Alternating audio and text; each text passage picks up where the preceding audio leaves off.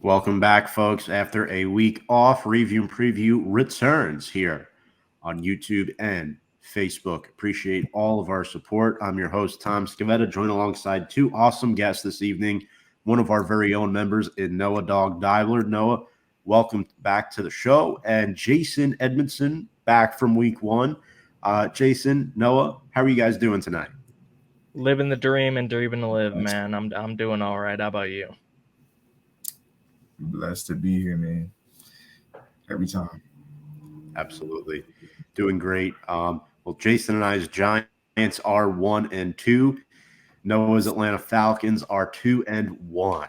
So, with that being said, folks, let's get into some weekly recap here as we plug our social media quickly, where you can follow us at Review and Preview. So, first and foremost, the four major things that caught your eye week one. I guess I'll start with one of mine here. The Dolphins obviously putting up a 70 piece on the Denver Broncos. No team should give up 70 points at the NFL level in a game. The players clearly quit for Sean Payton and Russell Wilson. This is very, very concerning to start Payton's tenure, a former Super Bowl winning coach going 0-3 out in Mile High, and quite frankly, it was a disgusting performance. Tua Tagovailoa threw 4 touchdown passes, and Devon, Noah, you would know, Achane I had say 4 total Achane, man. touchdowns. Yeah, Achane, yep. Good old Texas A&M boy.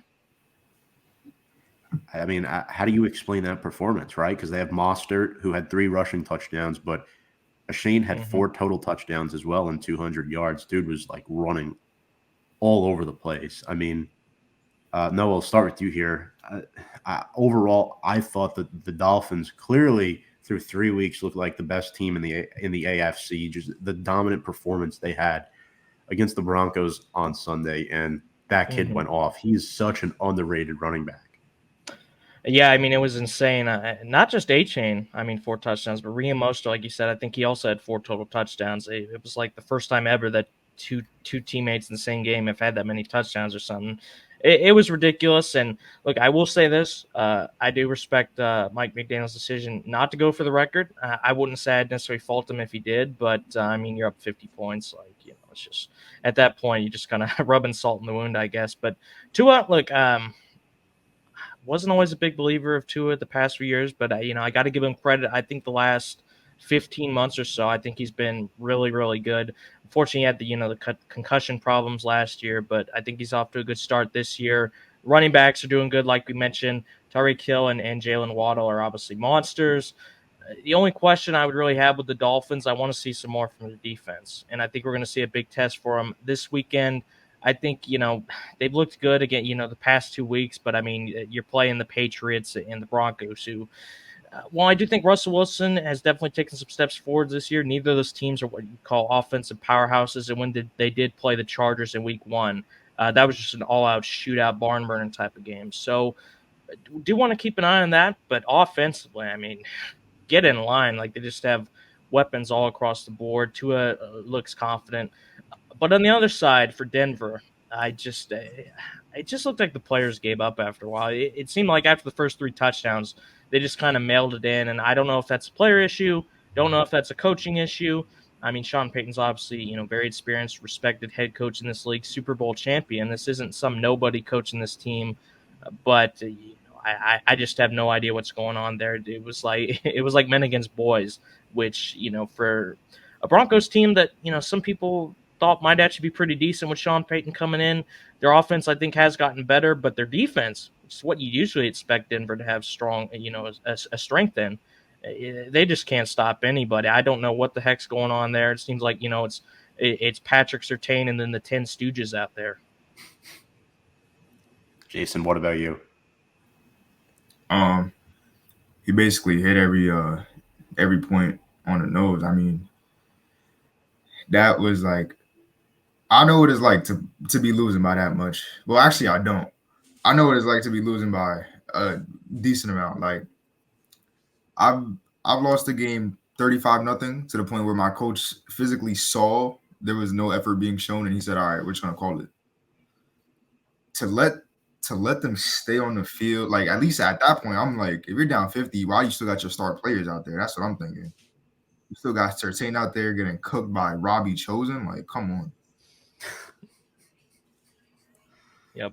That was definitely an interesting game for Denver. By the way, Mike McDaniel, former Denver Broncos ball boy back in the day, back in the late 90s, early 2000s. So, Jason, anything else catch your eye in week 3? Any other games that you thought really stood out? Any potential game of the week honorees out there? Yeah. How about Josh Dobbs against that Cowboys defense?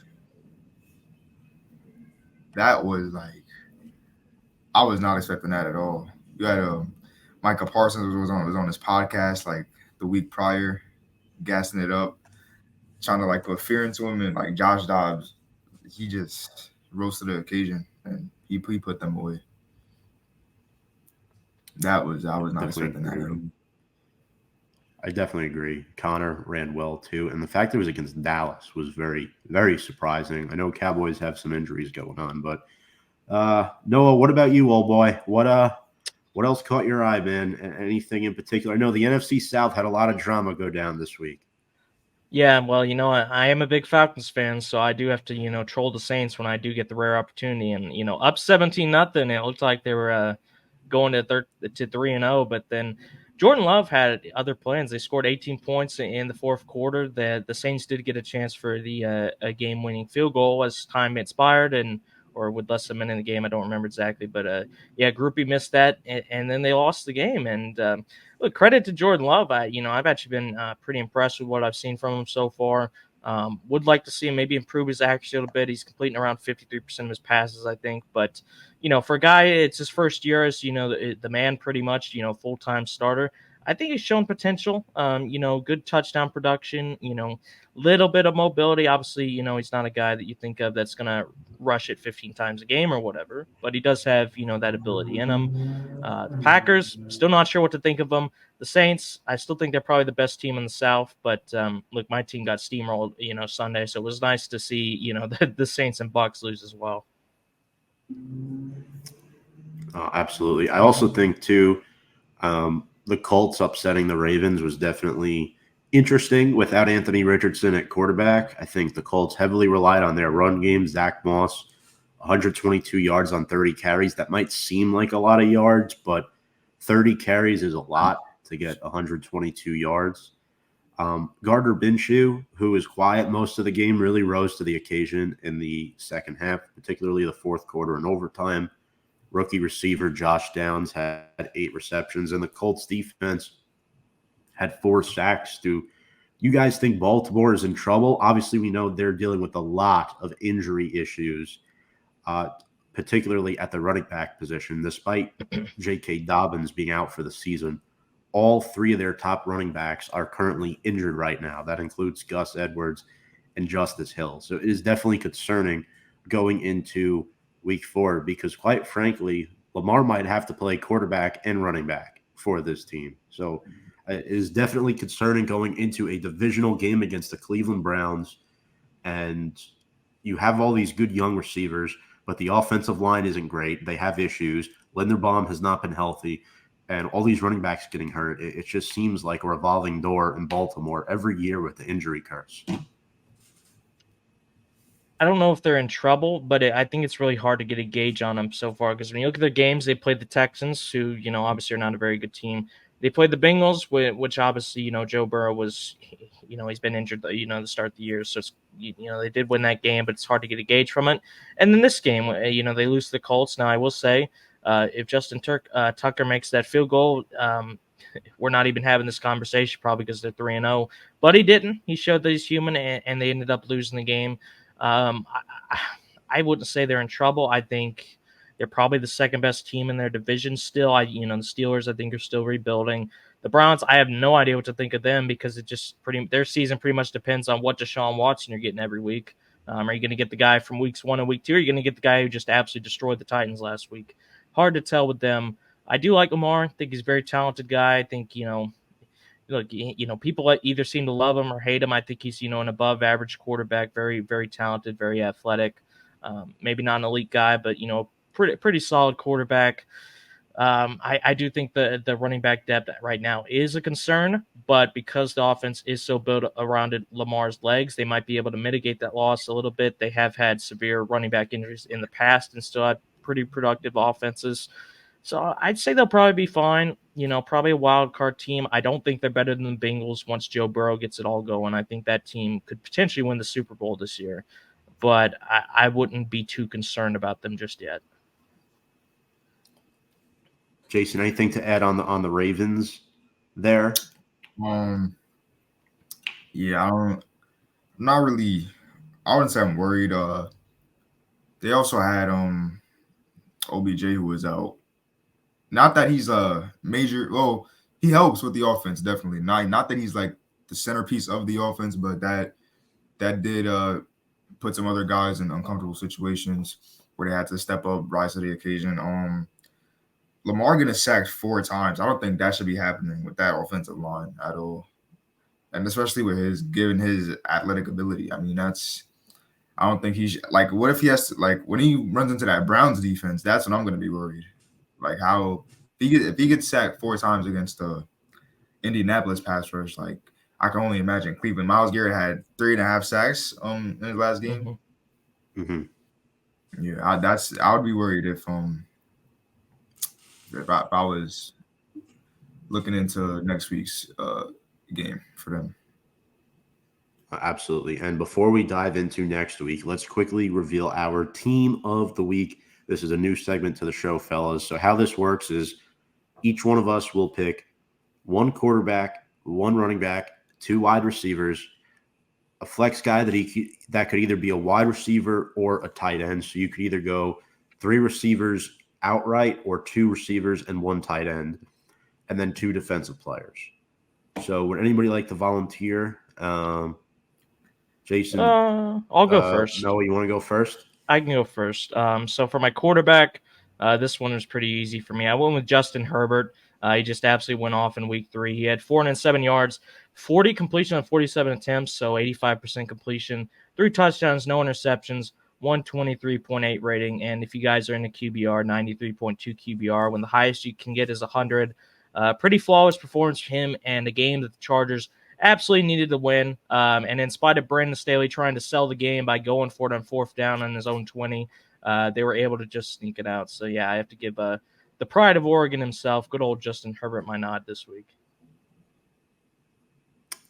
All right, and we'll go straight through, and then you're running back, and then receivers. Okay, I got you. Running backs, hang on, let me get my list up. All right, so running back, I got Devon Achane, who we mentioned earlier. He had, I believe, 233 total yards this week. Obviously, 4 total touchdowns for a guy that is so young, a rookie out of A&M. I was really impressed with what he did. Almost put in Mostert as well because those 2 absolutely went off. But Achane did have more total yards, so I did give him the edge there. Wide receivers, the first one's very easy. Keenan Allen, this guy absolutely went off. He had, I believe, 18 catches for, I want to say, 205 yards.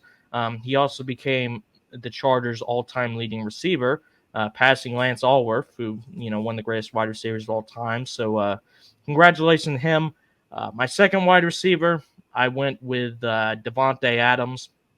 Absolutely went off. This guy's an animal. And against the Steelers, he had 172 yards, 20 targets, which is nuts, 13 catches, and 2 touchdowns.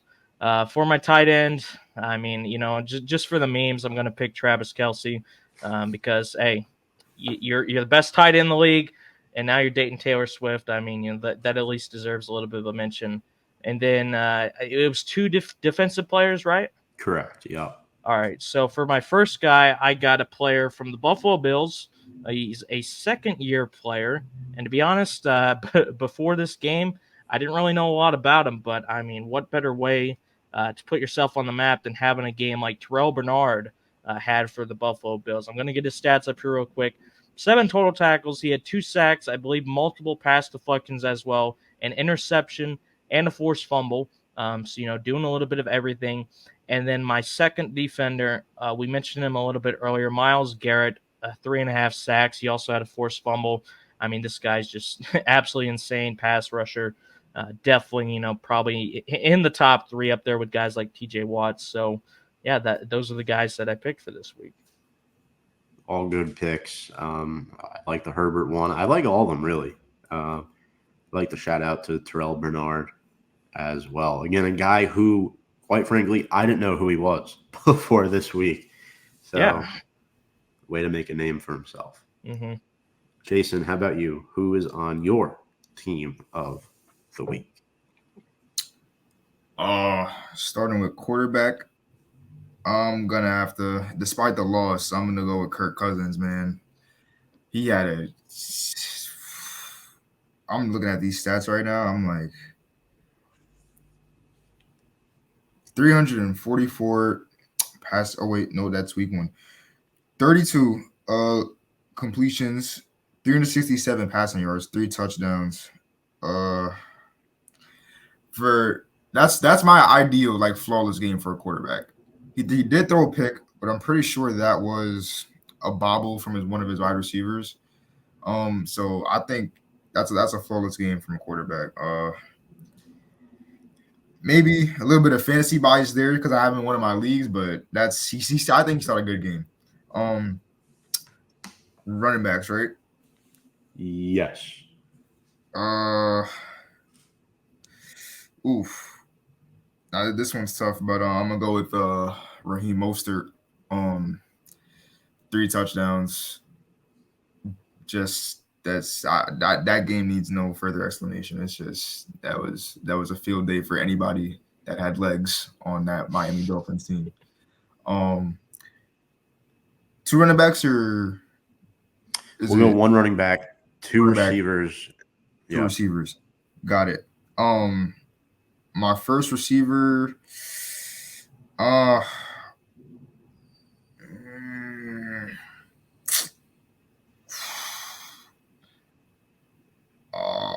gonna go Justin Jefferson. Also, from the Vikings on this one. 149 yards, receiving touchdown.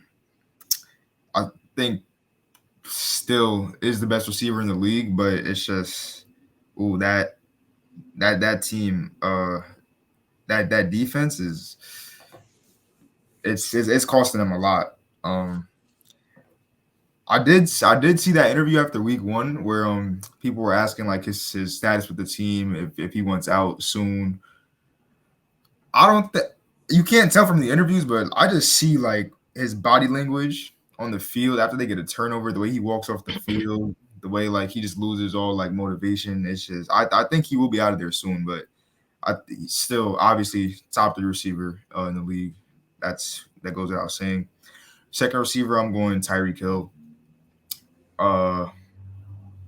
Again, monster game. Let me see. He had 157 yards and a touchdown.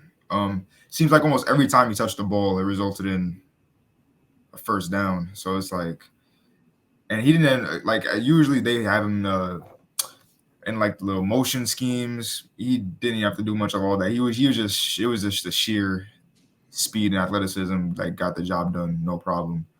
For my tight end, I'm gonna go with Pat Freiermuth from the Pittsburgh Steelers. 3 receptions on 4 targets, 41 yards, and pretty much the game-sealing touchdown against Las Vegas that other day. So, yeah, 3 for 4. And 2 defensive players? Yes, we'll go 2 defensive players here. 2 defensive players.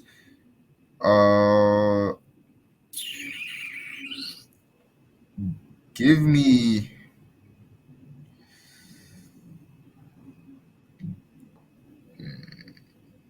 give me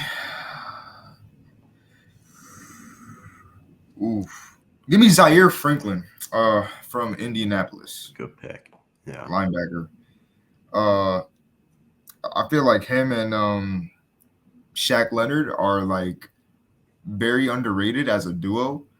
Uh, Everyone talks about the Fred Warner, the Dre Greenlaw, and I think who else? So Pittsburgh, they got a strong linebacker core, but I think Franklin and Leonard, they're monsters. He had a game. I cannot find the stats right now, but I know he had a monster game because I was looking at it the other day. Yeah, 15, Zaire Franklin 15, had about yeah. for my team on fantasy, he had 30 points. That's ridiculous. Yeah. I know what you're referring to there. And my other defensive player, uh,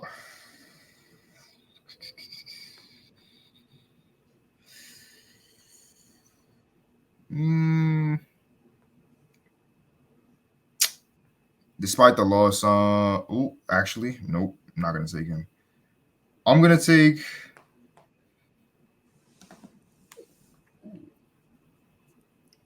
I'm gonna take. I'm gonna take Aiden Hutchinson. He had a day against Atlanta. No, my bad. My bad, Noah. But I want to do this. Hey, man, don't worry about it, man. But I'm he had used to it at this point. 3 tackles, 2 sacks, forced fumble recovery, 2 pass deflections, to tackle for loss. He pretty much filled up the whole slate that you would want out of any defensive player, especially on the from that front four. So yeah, I'm just going with Aiden Hutchinson as my last pick. Yeah, those are all good picks as well. I like Aiden Hutchinson in there. Pat Fryermuth, definitely a wild card, caught that big touchdown late. Also a good pick. For my team of the week, I'm going to roll. For me, quarterback, it was between 2 guys, but ultimately I'm taking Justin Herbert. 40 of 47. He led the NFL in passing yards this week with 405. Chargers avoided going 0-3, beating a playoff team from last year in the Minnesota Vikings, which is not easy to do. Running back, Devon Achane, 203 rushing yards, 4 total touchdowns, also added 4 receptions, and he's a good pass blocker too, protecting Tua Tagovailoa. Raheem Mostert's 31 years old. Jeff Wilson has had some injury troubles. They need a young buck back there to pick up the slack, and Achane could be that guy. Receivers, so I'm going 3 receivers. I'm bypassing tight end for this one. Keenan Allen, 215 receiving yards and 18 catches, led the NFL in receiving yards this week. Again, Herbert, Allen, beautiful combination. Unfortunately, they lost Mike Williams for the season, so expect guys like Josh Palmer and Quentin Johnston to step up next week. Next up, I have Tyreek Hill. So far, you see the trend here. I've gone 2 Chargers players, 2 Dolphins players. Tyreek had 9 catches, 157 yards, and 1 touchdown. Third receiver, it was tough. It was between Adams and Jefferson. I ultimately went with Devontae Adams. He was the Las Vegas Raiders on Sunday Night Football. 13 catches, 172 yards, and 2 touchdowns. Devontae Adams still, in my opinion, is a top 5 receiver in the National Football League. For sure. 2 defensive guys. First up is the obvious chalk answer, Myles Garrett, 5 tackles, 3.5 sacks, and a forced fumble.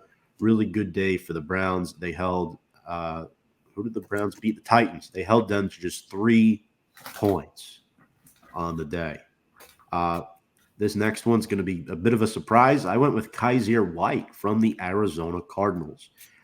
14 tackles and 1 pick against the Dallas offense. It was a terrible read by Dak where he lofted the ball up in the end zone or in the red zone area. I forget where it was, but Kaiser White got the interception, and the Cardinals win their first game of the season. Guys, I don't think the Cardinals are as bad as paper says that they are.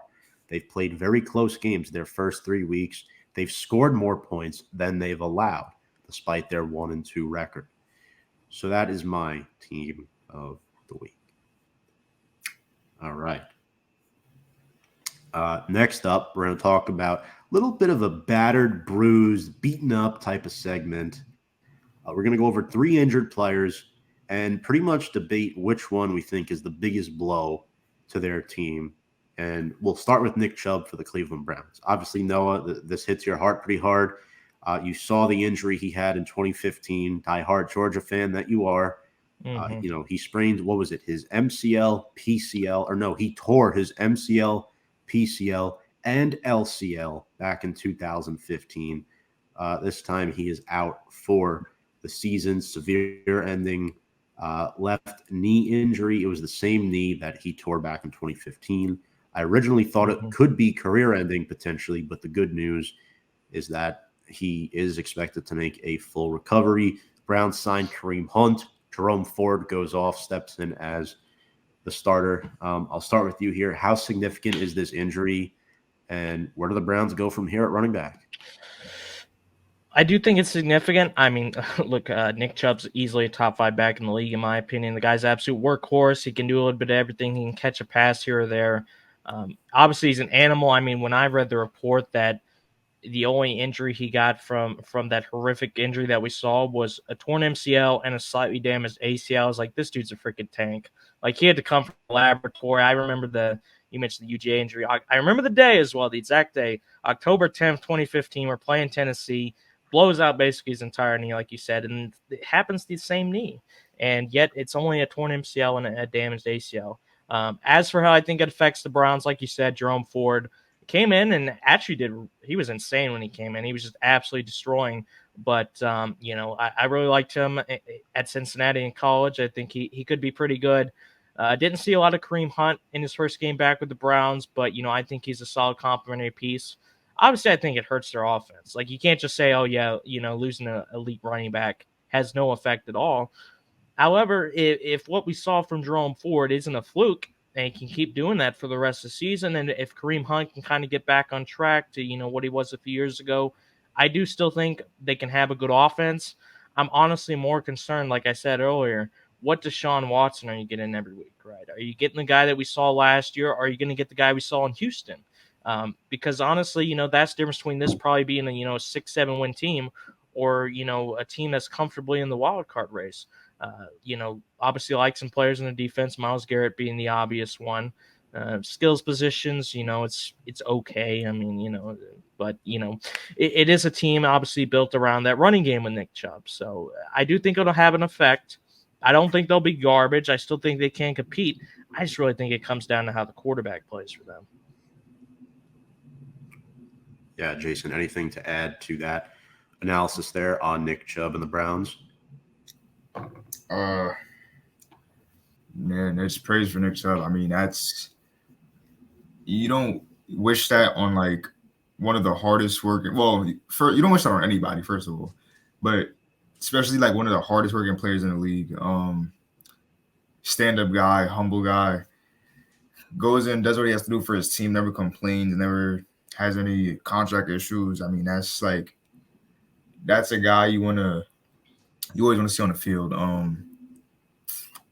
That's heartbreaking for Browns fans. Noah hit every point right on the nose. I mean, that's grateful that it's just a torn MCL and a slightly damaged ACL. I mean, from what it they didn't obviously too gruesome to show the replay on TV, but obviously there's people in attendance that had it recorded. So when I went back and watched it, my heart fell to my stomach. I was like, oh my God. Because just imagine what his family was thinking. I mean, I'm glad that he's going to be back on the field, though. That's what I like to say the most. Absolutely. Prayers up go to Nick Chubb, his teammates, his family, and his friends. Hopefully Nick Chubb can make a full recovery and return in 2024. Next up, the Minnesota Vikings make a trade with the LA Rams for Cam Akers last week. The team swapped late round 2026 draft picks. Akers was inactive Sunday for week 2. He was also inactive this past week for week 3. In week 1, his final game as a Ram, he had 22 rushes for 29 yards. Those are atrocious numbers with the amount of volume that he had.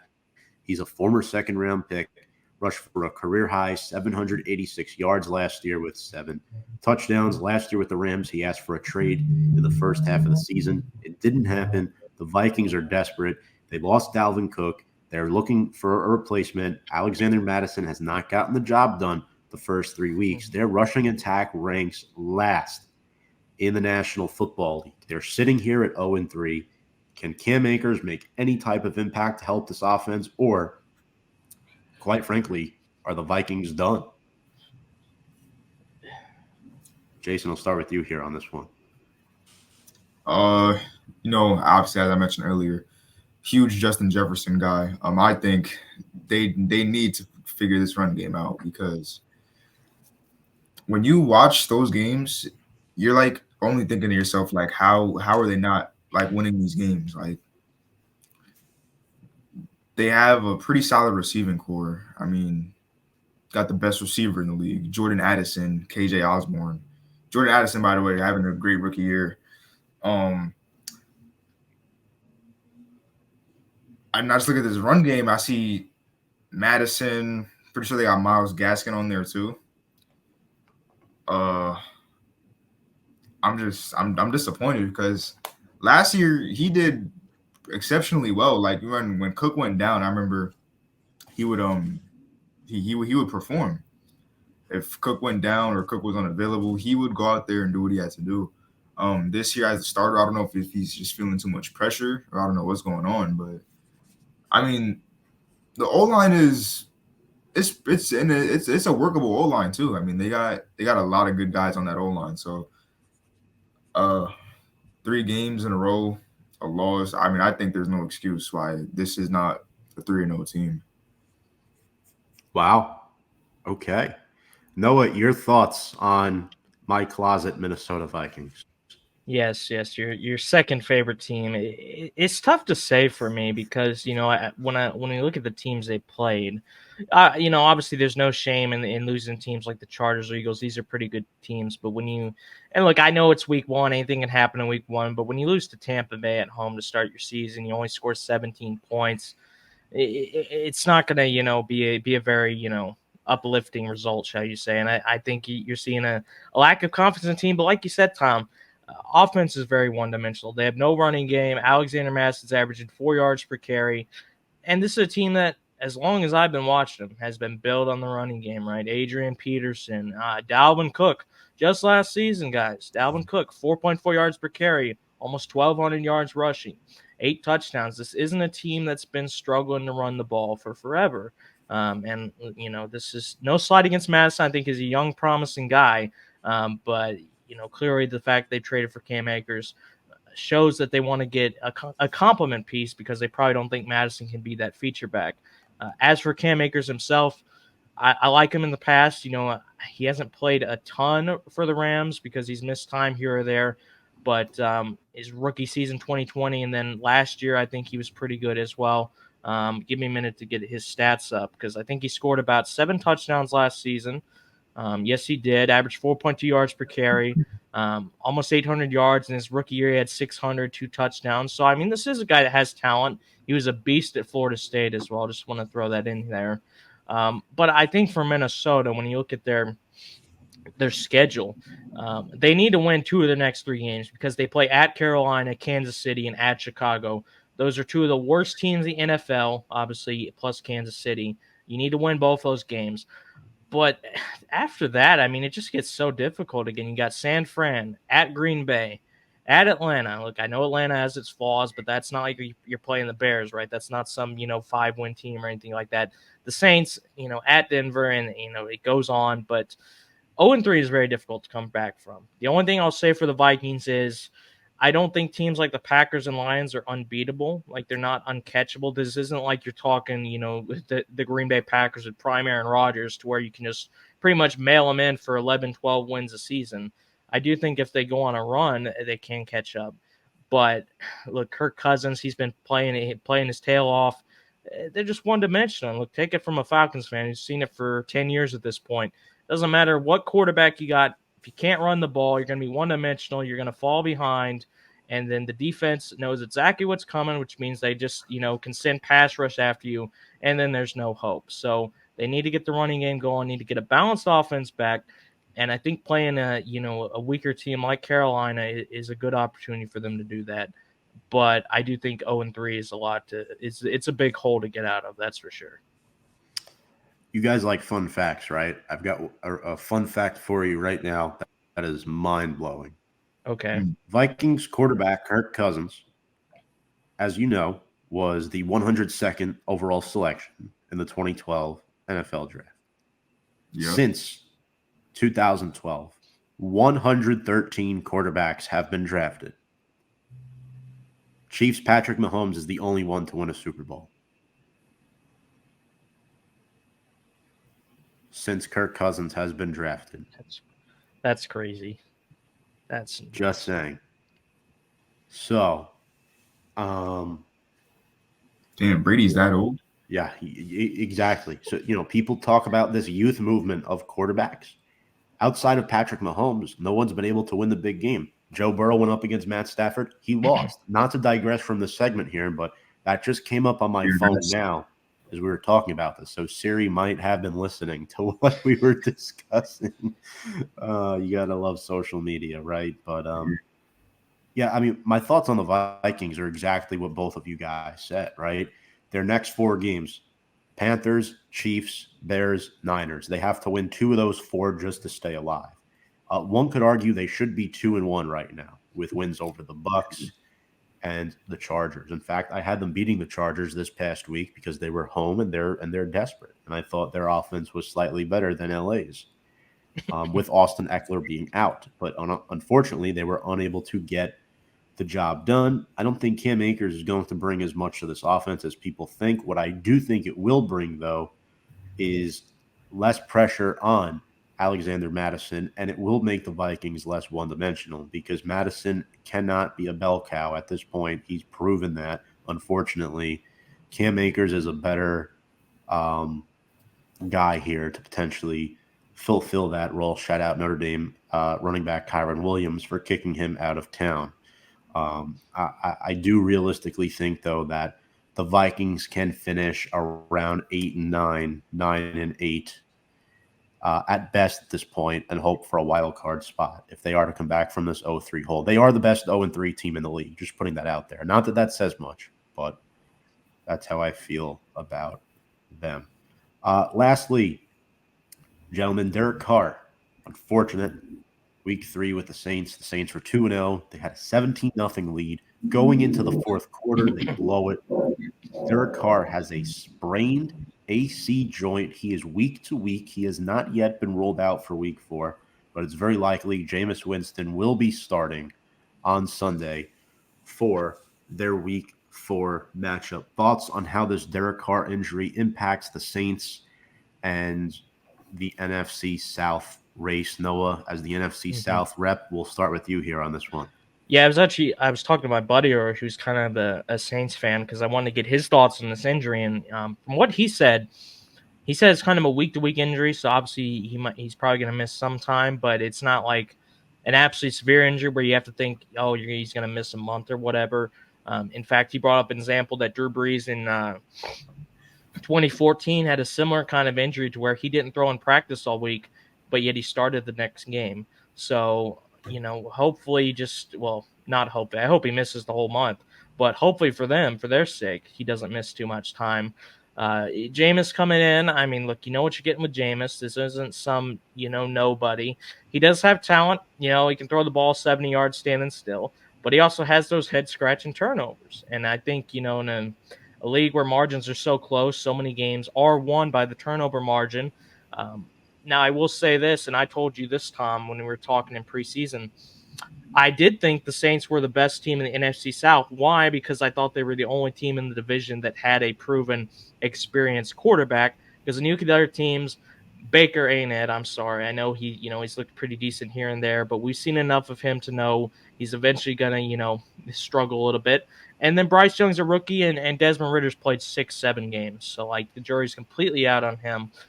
When I look at their schedule, Tampa Bay this week I think is a favorable matchup. I don't think Tampa Bay is a 2-1 team. I think they beat a Vikings team that looked terrible in week 1, and then they beat the Chicago Bears, who are probably the worst team in the league. They're absolutely a joke.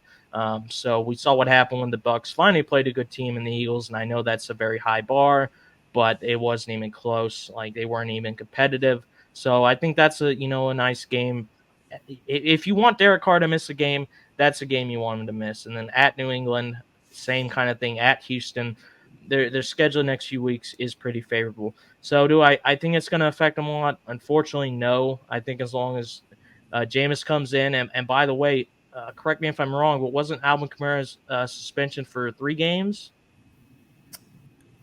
I thought it was what He's was coming it, three, back. Jason? He's coming He's back? Okay. this game. So if he's coming back, I mean that's another thing that helps because you got and look, I know Jamal Williams got injured. But you got Alvin Kamara, and then you got Kendre Miller, who they drafted, who I think he can be really good. So overall, I think they'll be okay. Unfortunately, I hope I wish I could say it wouldn't and that they'd fall off a cliff, but I think they'll still be able to be competitive until he comes back. And Jamal Williams can go back to his complementary role that he's used Yes. to. Yes. He is the touchdown maker, as people like to call it. Yeah, I mean, look, I think losing Carr sucks. Looking at the Saints' schedule, yeah, I mean, I don't think the Bucks are as much of a challenging threat as they used to be, but the Saints will have to rely on their running game and their defense a little bit. You still have weapons and Chris Olave, Michael Thomas, but Rashid Shaheed as well.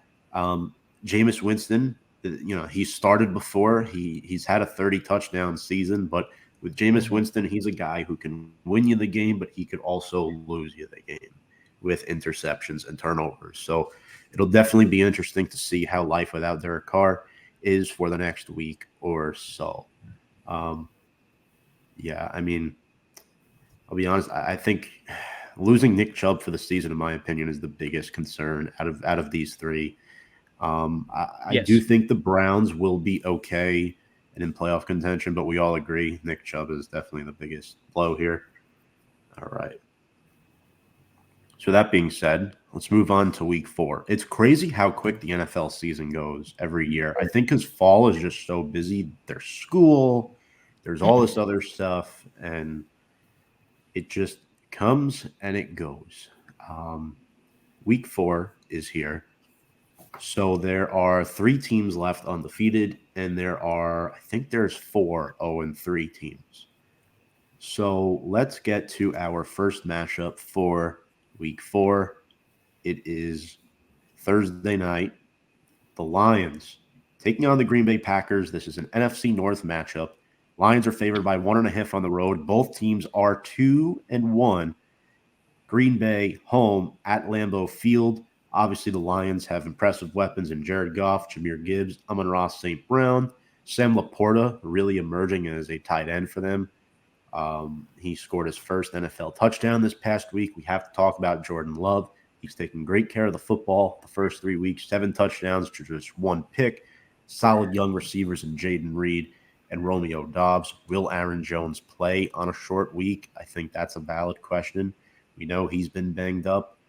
Noah, start with you.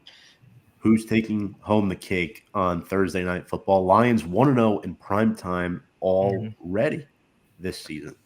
So just a quick disclaimer before I predict this game. This is like one of those matchups too. I never predict it right. Every time I pick the Lions, the Packers go out and steamroll them, and then like last year when I picked the Packers to win both games, they lose both of them. So whichever team I pick, I'm sorry, but I probably just jinxed you, and you're probably going to lose the game. But I think this is a complete toss up. I think both teams have looked pretty good from the bits I've seen. I think I do want to see a bit more out of Jordan Love, although, like you said, he has taken care of the football, and I've liked overall what I've seen from him. But I think there's more question marks about a team like Green Bay. I think with Detroit, with Ben Johnson coming back, I think that offense has a lot of really good potential. If Jared Goff keeps playing like he has, because he was great last year.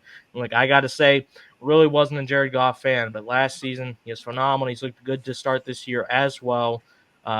So it's kind of a toss-up game, but I'm probably going to pick Detroit in a tight one. I think that definitely the spread is pretty accurate. It's probably like around a field goal game or less. I have slightly less question marks about Detroit because I think they're bringing a lot back from what they had last season, other than Jamal Williams, who we just mentioned. But yeah, I do want to see a bit more Jordan Love before I completely buy in. So I'll pick the Lions to win a close one. Jason. Yeah, I'm gonna go ahead and agree. Obviously the Lions week 1 upset against Kansas City. Nobody saw that coming. So yeah, I'm going based off the last time they were on Thursday Night Football. Look at what happened. And the Lions are literally an overtime loss away from being a 3-0 team. That's how I look at it. I mean, Tyler Lockett just had a crazy he had a crazy overtime period, and that put the Lions away. But I think they're a team that should be 3-0 as well. They've surprised me as like, and especially like how young they are. The talent is crazy over there too. I'm not sure how long. I'm pretty sure they have 4 players suspended for all field activity. I'm not sure how long that. I don't know if that's season or if that's like a limited game suspension, but I'm taking the Lions on this one. Jordan Love is really good, I think, but I think Jared Goff is just better. The Lions pass rush, I think, is better. The only weakness I see, not really a weakness, but where they might have some problems is in that secondary. I can see Jordan Love picking apart that secondary, but not to the point where it would win them the game. Like I feel like they would adjust by the time it's time for crunch time. Again, Jordan Love, great quarterback, but just not enough talent to get them to win over Detroit, I don't think. All right. So full transparency, we're 3 for 3 here. I want to pick the Packers, but I can't. The Lions are the better football team right now. They've won the 3 last matchups against Green Bay in this series. You know, it's weird for me to say, oh, the Packers are going to lose at Lambeau again this early in the season. But the way I look at it, David Bakhtiari didn't play last week. He likely won't play again on a short week. There goes your starting left tackle. Aaron Jones, short week for him. He's dealing with a hamstring issue. I don't think he plays. Hamstrings are tricky. Elton Jenkins, their starting left guard, did not play last week. Again, short week for a knee injury. I think he's out. Christian Watson did not play with a hamstring last week. I think he's out as well. The Packers are too depleted with injuries. You take away Jordan Love's left side of the offensive line, Aiden Hutchinson will have a field day, in my opinion. They've inserted linebacker Jack Campbell to that defense. They drafted Brian Branch, the safety out of Alabama. The biggest weakness that prevented the Lions from winning games in previous seasons was their defense. That's always what it was. Last year, they had a top 5 offense and missed the playoffs. So this season, I think the Lions are going to be good. You both bring up valid points. So Detroit wins for the 4th time in a row against the Packers. Next up, Noah's Atlanta Falcons are on the road at the Jacksonville Jaguars. Jaguars are -3-point favorites. Jacksonville coming off a brutal loss at home to the Houston Texans. They could not stop C.J. Stroud and that Houston offense. Noah, since this is your game, I'll let you go first here again with Atlanta. Who's coming out on top here? Your Falcons are 2-1 through 3 weeks. Congratulations. You guys are off to a decent start to the season. Yeah, no, man. First winning record since 2017, which is great. But I got to pick the Jags in this one, unfortunately. I just think the Falcons, look, I do think they're much improved. Like, this isn't a team that makes me hate myself when I watch them. I do see entertainment value from watching this team. Like, there is potential here. But I still think they have a lot of issues. I think their offensive line is inconsistent. Desmond Ritter's been under a lot of pressure. Desmond Ritter has his question marks as well. You know, mostly takes care of the football, but very low yardage numbers, very low touchdown production. And look, I get he's still trying to find his footing, but he's definitely not a proven quarterback back there, and it's the most important position in football. Offensive play calling, inconsistent at best. The first couple of weeks, Bijan Robinson's going off. Everything looks great. And then last week we played probably the best team we've played, and it fell off the rails. Aiden Hutchinson, like Jason mentioned earlier, just absolutely tore us apart. Our offensive line could not keep up. And on the other side of the ball, I think our secondary is much better. I think Jesse Bates has been great. He's got 3 interceptions in 3 games. I think AJ Terrell's a phenomenal corner. Outside of that, if this pass rush does not get to the quarterback, the secondary can be beaten. Other than those 2 guys, I think it's fairly weak. So I think with Trevor Lawrence, yes, I know he's had a bit of a slow start the season, but like once he starts firing all cylinders, everyone knows the talent that guy has.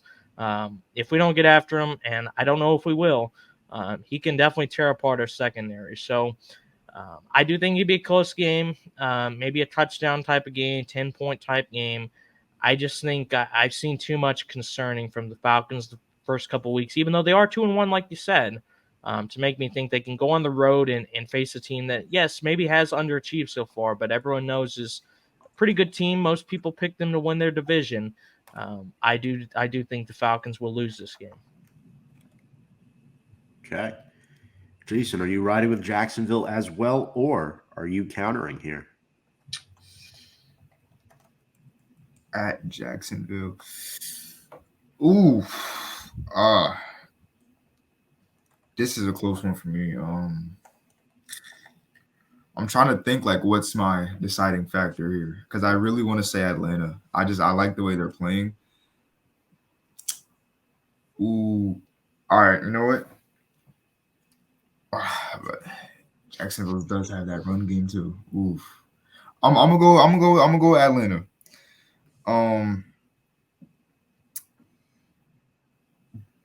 Trevor Lawrence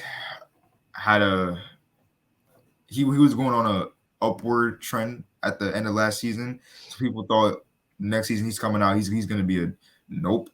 Trevor Lawrence is in a slump. 3 touchdowns, 2 picks through 3 games. He's actually on like a downward spiral right now. He started out hot, didn't even throw a touchdown against KC. Threw a touchdown and a pick against Houston with a 84 rating. KC had a 64 rating. Ooh. Bijan's been tearing it up. I think he's the front runner for offensive rookie of the year. That's me. Yeah, I'm giving it to Atlanta. Desmond Ridder. I think I watched the game against what was the second game? Second game against Green Packers. Bay. Yep. I watched that game. Great with his legs. Very patient from what I've seen. You don't really expect that patience from a young QB like him. You expect him, wants to make a play. He's patient and he lets his guys get open. One thing I will say, though that receiving core in Atlanta, inconsistent. Drake London, you're either gonna get a monster game or you're either gonna get a 2-catch game. It's one or the other with him. I think Bijan is definitely the centerpiece of that offense, and I think if they continue to ride with him, I think they'll be fine. Looking at possibly a wild card spot. So yeah, I'm picking Atlanta over Jacksonville. All right, so we have a split here. I am the deciding factor, and Noah is going to hate me for this. Calvin Ridley scores the game-winning touchdown. Mark it down, check box, put your notes out. I didn't even think about that. If that happens, I'm going to cry myself to sleep. I'm just saying, I think Jacksonville is ticked off after last week. Dougie P is going to have that team ready. Travis Etienne is going to get the ball rolling. I like Jacksonville's defense overall. Aluakon, Josh Allen, Trayvon Walker. They have solid edge rushers. I do think Atlanta will keep this tight, though. I think they're underrated. You both brought up good points when analyzing the Falcons so far this season. They came back. They came back against the Packers to win that game. Big comeback. Ridder had a rushing touchdown in that game. Despite Lawrence's flaws early in the season, I think he's going to do enough to win this one and put Jacksonville over the top here. Plus, I think Calvin Ridley might know a thing or two about that Atlanta defense going up against them in practice for several years. He knows how bad they are. That's what he knows. I did forget to mention that that Atlanta defense, I like I like how they match up against Jacksonville. I think Jesse Bates is he's great in the deep part of the field, but I think he's underrated with the run support too. I mean, I've seen him come down the field, fly down there, and make some big plays. AJ Terrell, phenomenal corner. To Thomas' point though, now that I think about it, Calvin Ridley may know his ins and outs on against that secondary. You can't bet against him, man. Yeah. Literally, you can't bet against There them. you go. You got it. I'm just saying. And so Jason gets on Noah's good side on that one. Yes, sir. Next I hope up, he's right. this should be a fun one. This should be a fun game. This has game of the week written all over it. The Dolphins come into this one 3-0 at the Buffalo Bills. Bills are favored by 2.5. They just slaughtered the Washington Commanders on the road. Sam Howell threw 4 interceptions. Jason, the defense of the Buffalo Bills gave Gabe and his fantasy team 85 fantasy points this week because in our league, defenses get a shitload of points. Man. And then Miami, of course, last year had their season ended in Buffalo in the wild card round, a 2-7 game. Of course, Tua was dealing with a lot of head injuries last season, but Miami more healthy now, and they have a really good new running back in Devon Achane. So, Jason, we'll start with you here on this one. Who is winning the battle in Buffalo? See now at first I thought my answer was gonna be like that, but then I thought about it for a little bit, but then I'm gonna say it's Miami. They still got that sour taste in their mouth from the wild card last year. I mean, if Skylar Thompson is a touchdown away from beating the Bills in the wild card, I mean I think you got the fully healthy squad now. I mean, I think they're gonna come to play. See now, Josh Allen in games like this, he does when the lights are bright. It's either he will go hit for hit with you, or he will absolutely vanish. I mean, like last time we saw him go up against a high-powered offense in Cincinnati, like he was like a ghost. Like he didn't do anything. But then again, he has those games where he goes against the top teams like KC, and then he just goes out there and performs. But I do like see now that Bills defense. It's hard to say what I like about Miami because that Bills defense is they're everywhere. What I will say though, I think Miami has the coaching advantage. That's what I'm gonna go with. Then again, Achane. See now, I do think that the Bills' run game is gonna be on top of their stuff because their run game is strong. I mean, their run defense. My bad, run defense, very strong. Yeah, I see if the Dolphins win this game, I see it being through the air, and it's gonna be a shootout for sure. Won't be a lot of if there is any defense played in this game, that whatever defense is played, that'll probably end up deciding the game. Because I think this is going to be, we're talking like 40, 50-point game from both teams. Oh, boy. See, this one is tough because I really want to pick Miami. That said, I feel like I picked Miami to beat the Bills about 5 times in the past couple years, and they've never done it because the Bills absolutely own the Dolphins. Like, I'm sorry, don't get me wrong, they did beat them once last season. All 3 of the games were decided by 3 or less points. But plain and simple, the Dolphins have beaten the Bills twice since 2017.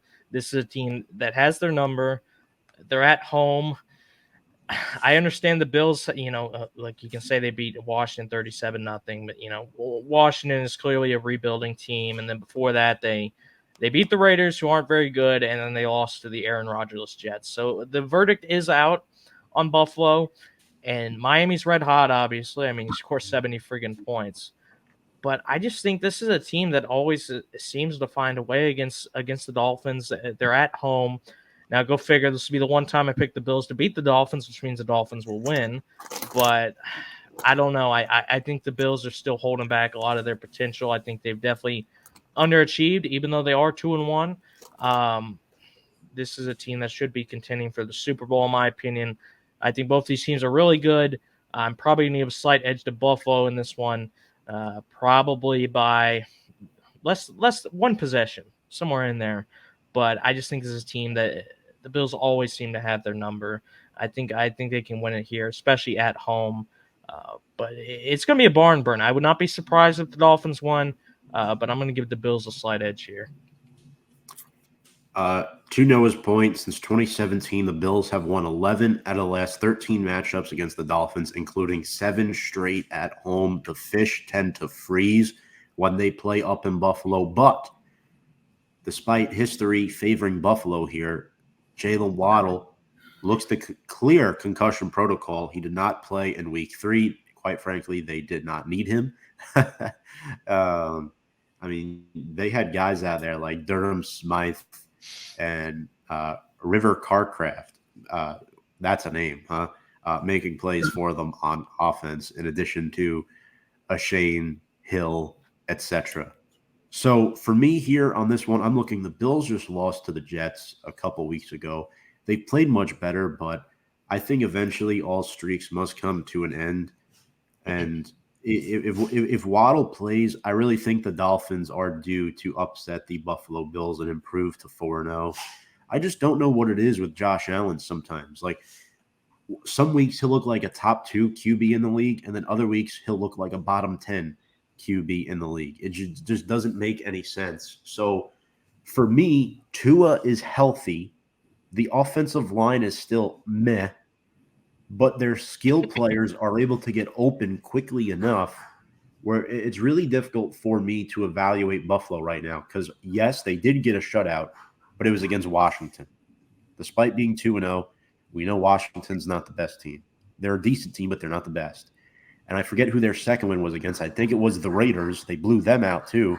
But we saw what the Raiders did on Sunday Night Football this week. They laid an egg against the Steelers defense, outside of Devontae Adams, of course. So for me, I will pick the Dolphins in this one to get the upset in Buffalo, despite the Bills winning 7 straight at home. I'm acknowledging, Noah, that Buffalo owns Miami, dating back to my week 1 pick of the Giants over the Cowboys. I am acknowledging that. So history is on Buffalo's side here, but give me the Dolphins in an upset. Streaks are made to be broken, so I mean. And it is factual. Next up, Ravens at the Browns. Browns favored by 2.5 at home. Both teams are 2-1. John Harbaugh's team goes up against Kevin Stefanski. Noah, I'm going to start with you here. Who do you think comes out on top? I mean, flip a coin in this one, and I don't really mean that favorably because from what I've seen from both teams, I really haven't been impressed by either of them. Baltimore, they did beat Texans convincingly in week 1, but obviously the Texans are not a very good team. They beat the Bengals in a tight one, and then they lose to the Colts. And the Browns, yes, I know they beat the Titans, but man, the Titans, they just look absolutely terrible. Before that, let me get their schedule up real quick. They did beat the Bengals in week 1, and then they lost the Steelers. Honestly, I think it's going to come down to the quarterbacks. Which Deshaun Watson are you getting? How well is Lamar going to do? The running back situation for both teams isn't great. You mentioned the Ravens running backs injuries earlier, Tom, and obviously the Browns don't have Nick Chubb. Skills positions, I mean, I guess I'd give a slight edge to the Browns just because they do have Amari Cooper, and I do like what's his name, Cedric Tillman, that they got out of Tennessee. I think he could be pretty good. And on the defensive side, I think Myles Garrett could maybe be a difference maker. So not a game I'm very confident in because I have no idea what to think of either team. But as long as Watson doesn't have a terrible game and he does okay at least, I think the Browns, and they are at home as well, they could probably win a close one. Not confident on that one at all, but I will pick the Browns to win by a field goal. Okay. Jason, who do you got? Oh, man. Huge Huge Lamar Jackson fan. Uh, I gotta go with the Browns though. I mean, yeah, I'm going with the Browns, man. Like that defense, something about it. I don't see it, like Lamar is gonna have a workload on his hands. Um, he's gonna have third, fourth string practice squad guys coming up in like some of their first games ever. Um, OBJ status is still questionable. Zay Flowers, I think, is also questionable. He's been having some pain in practice. The injuries for these Ravens, it's like a bottomless pit. It doesn't stop. Um, Browns look strong, man. I mean, Denzel Ward, I think, can shut down any receiver he wants. I've seen him do it almost every game he's played. So, oof. And then obviously Miles Garrett. That's last game. I don't know if you guys saw this, but there was a snippet. There were two tight ends mirroring Miles Garrett. So they had two tight ends lined up, head up on Miles Garrett to double team him. He would motion as a defensive player. He's motioning to get away from the double team, and they followed him. And that's I just think that just and he forced the delay of game with that. So I mean, he's a force to be reckoned with. To Noah's point, are you getting MVP damn near Deshaun Watson, or are you getting whatever we've been seeing week 1, week 2? I mean, also both teams run games. I think it's gonna come down to what team's defense steps up, and I think the Browns got that all day, and they're at home, so I'm gonna give it to the Browns. Need to see what they Let's- do against Mark Andrews as well. That's Mhm. definitely going to be the big main target for Lamar in this one. That's an excellent point. But let's really dive into the Ravens injury report because this is bad, guys. Odell did not play last week. He's still hurt. Devin Duvernay expected to play, shoulder. Justice Hill, foot injury, did not play last week. Marlon Humphrey did not play last week, also with a foot injury. Marlon Humphrey out. Tyler Linderbaum out with an ankle. Their starting center. Odafe Owe, edge rusher, out with an ankle. Starting left tackle Ronnie Stanley out with a knee. Marcus Williams, torn pectoral, out. I mean, he might miss the whole season.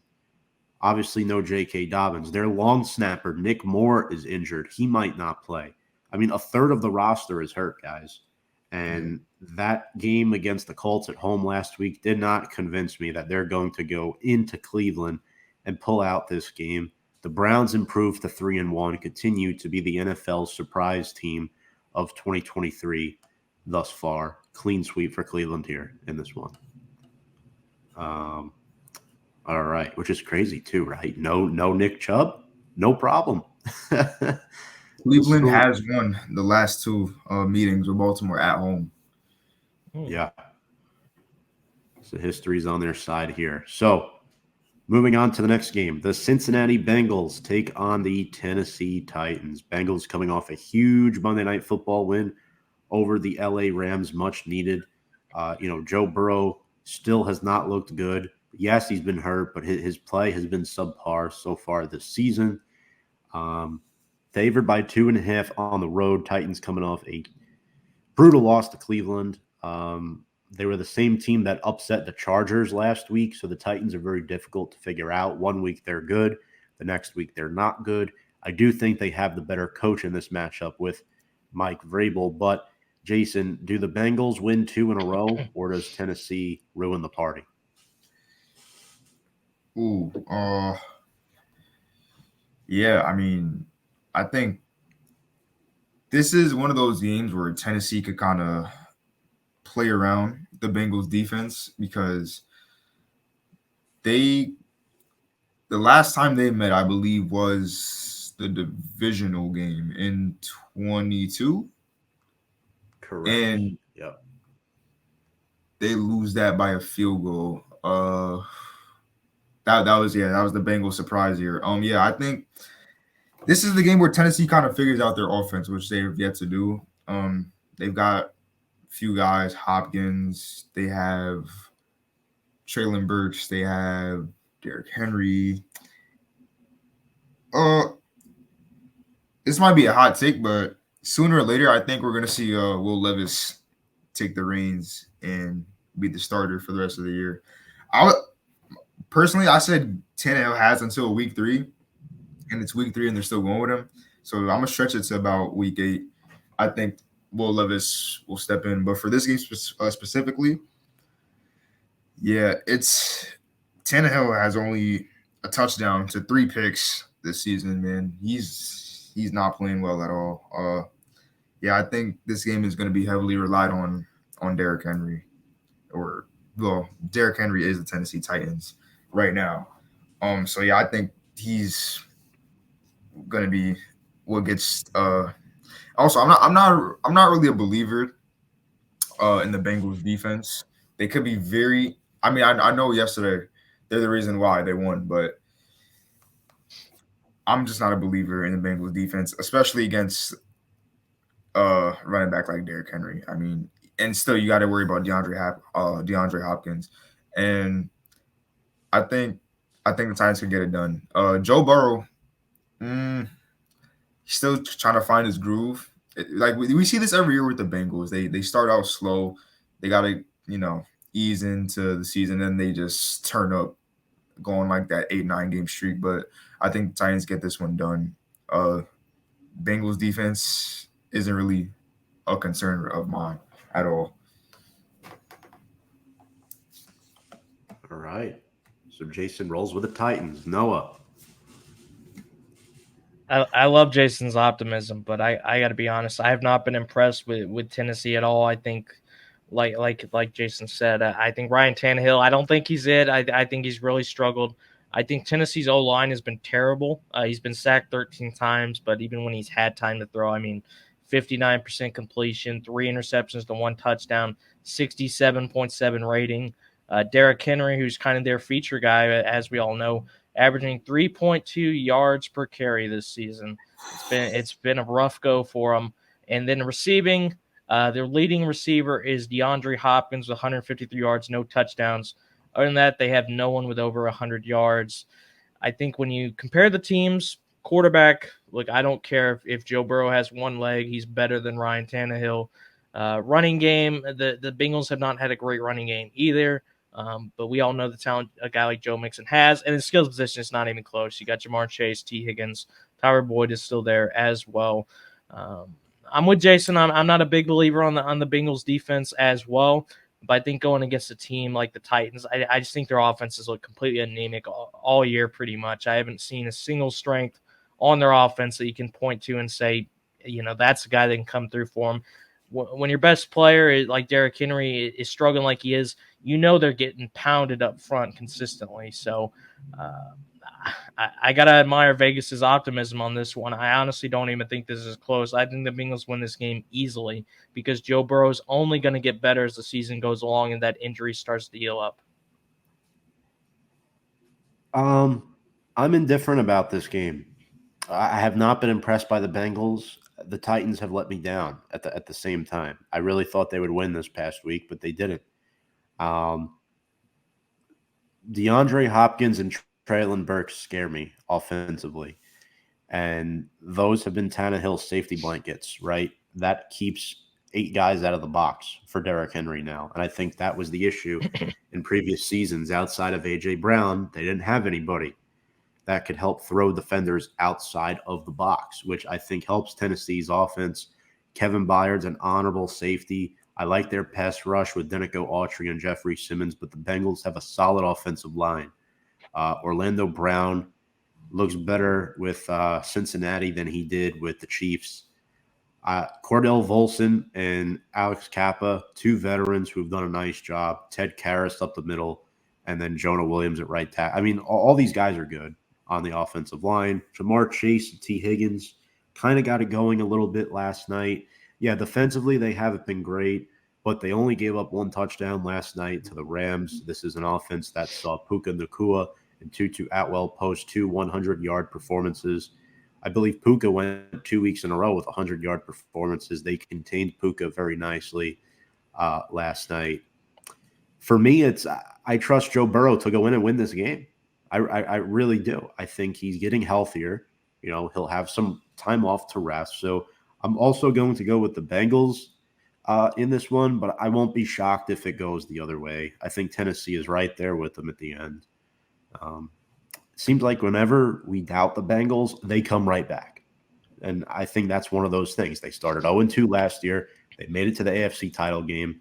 Would not be shocked if they start 0-2 this year and potentially make a run at the big game. I would not be shocked. So give me Cincinnati in this one. All right, gentlemen, we have 4 more games to go over. The Bucs take on the Saints in an NFC South matchup. Saints are favored by 3. Noah, going to you here. Do the Bucs or the Saints improve to 3-1 and take command of first place if your Falcons don't win on Sunday? I'm going to go with the Saints on this one. Look, I know Derek Carr might miss this game, but I just think the Saints have a better team. And when you look at the quarterbacks, Jameis Winston is very boomer bust, but on the other side, Baker Mayfield isn't, what you consider a very safe pair of hands either. He can bust a lot, but how much can he boom? Not really sure. Running backs, I think, with AK coming back, I think that's a big boost for the Saints as well. I think the Saints, other than Mike Evans, have better skills positions, but the thing about Mike Evans, guys, Marshawn Lattimore absolutely owns him. It's not even close. He just gets in his head. I don't know what it is. He always loses cool, does some dumb fight stuff or whatever, gets thrown out of the game and because he gets frustrated. That's a big point as well. Saints defense is really good. And I know people will say, oh, they blew a 17-0 lead to the Packers. But the thing is, their offense completely disappeared. And if you tell any NFL team before the game, we'll only allow 18 points this game, you would expect a team to win that game. Scoring 17 points and none in the second half is completely unacceptable for the offense, but I think their defense is really good. I don't think Tampa Bay's defense is good. They look good, the first 2 weeks against, a very slow starting Minnesota team, and then the Bears, who are just a complete joke. So I'm going to pick the Saints. I just purely, I think they're a way better team. I don't even think it's close. I know they're both 2-1.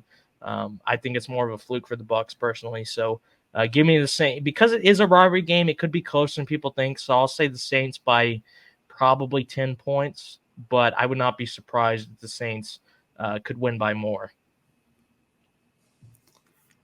Saints are winning. Bucs don't impress me. They barely scooted by the Vikings in week 1. A lot of luck was involved there with that, and Baker had a good game, which does not happen often.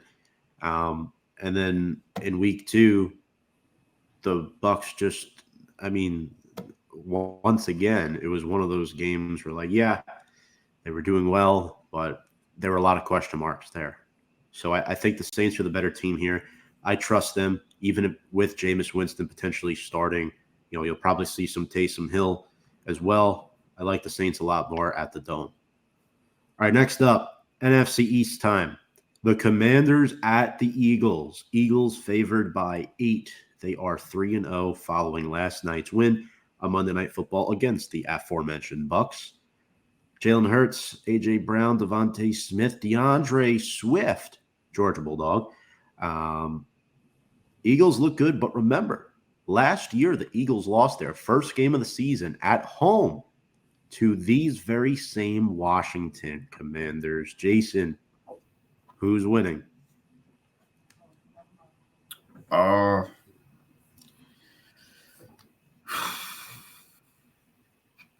It's hard. It's hard to bet against that Philly team, man. Yeah, at home, give me Philly. Not really impressed with Jalen Hurts. Pretty sure he has 3 touchdowns to 3 picks so far. With that O-line, I think that's ridiculous. Come on. That QB sneak may be the most unstoppable play in football right now. Mm-hmm. But aside from that, I'm a huge Devontae Smith in. I think he's emerging as the wide receiver 1 for this team. AJ Brown's been kind of quiet, but he's still been doing his job. But Devontae Smith has been on another level. I don't think there's any corner right now that could really guard him in football right now. Like the way he just gets down the field like that, like, and you can't even run zone against him because he knows how to sit. He knows the windows. He knows how to get behind the zone. Very good. Obviously Heisman winner in 2020. Commanders just got absolutely picked apart by Buffalo. They couldn't really muster up. I don't even think they were able to muster up like $150 in scrimmage yards. They struggled, and going from Buffalo's defense to Philly is not much of a difference. I mean, I expect the same thing to happen that we saw last week. I think Phillies might win this game by about 2 to 3 scores. Oh wait, one point I do want to bring up. I was gonna say I love Washington's pass rush, but that Philly O line is just it's overpowering for really any pass rush. So I'm still gonna go with Philly in a pretty much a blowout.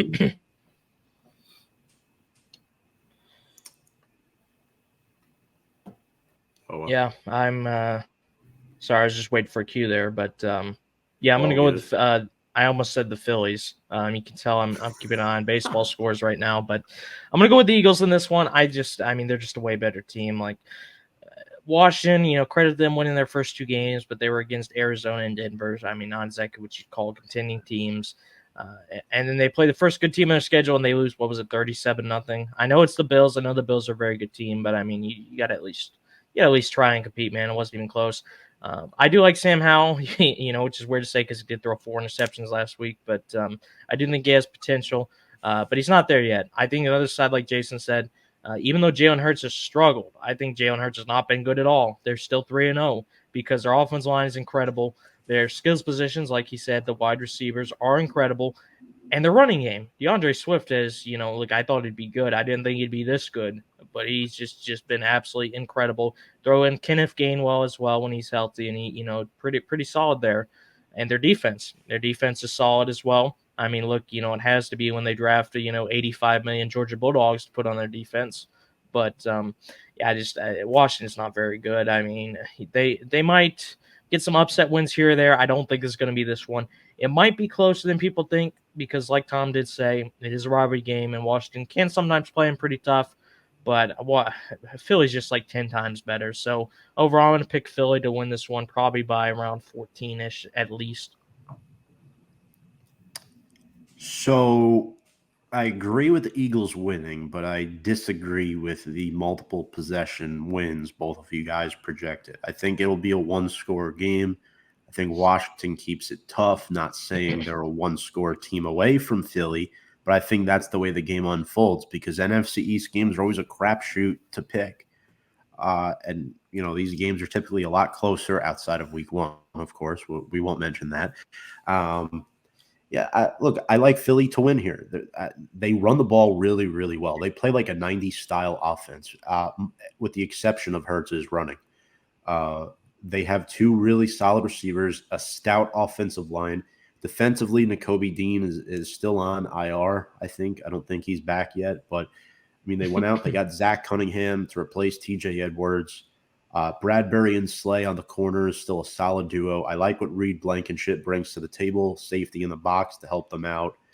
Yeah, give me the Eagles in this one. Jalen Carter and Jordan Davis will rip up that Washington interior offensive line. Next up, the Raiders at the Chargers. 2 1-2 teams. LA is home, desperate for a win. They're 5.5-point favorites. Noah, who wins the battle of the Wild, Wild West? I got the Chargers in this one. I just plain and simply give the Chargers the big edge at quarterback. Justin Herbert versus Jimmy G. Both teams do have elite running backs. I do think it's very unfortunate the Chargers did lose Mike Williams. He's a great deep threat, but I mean, Keenan Allen went off last week. Devontae Adams also went off. Unfortunately, he had absolutely no help. But I just think, plain and simple, it's going to come down to Justin Herbert. Absolutely dominated last week. He's kind of getting into a rhythm.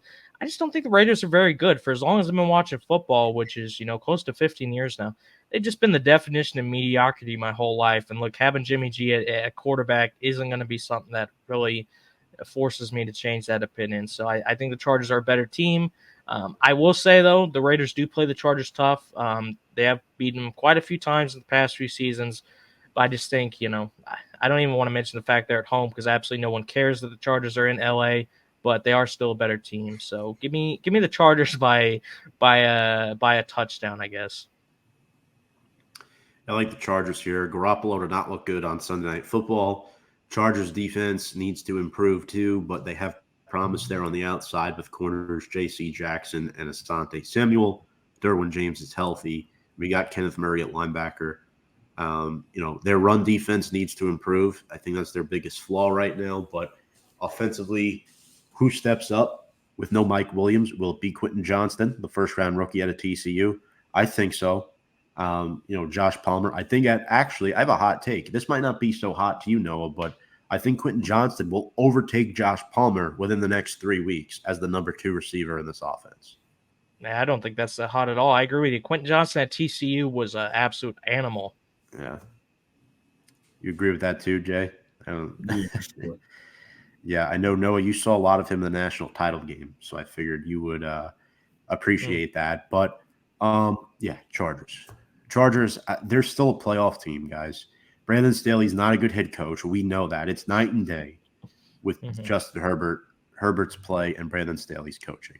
I think Justin Herbert's play overshadows a lot of the flaws that Staley has as a head coach. And I think that's the reason why he still has a job. Give me the Chargers to win this one by, I think 7 to 10 points is accurate. Again, divisional game, Raiders might keep it tight, but the frustration for Devontae Adams continues to grow in Las Vegas.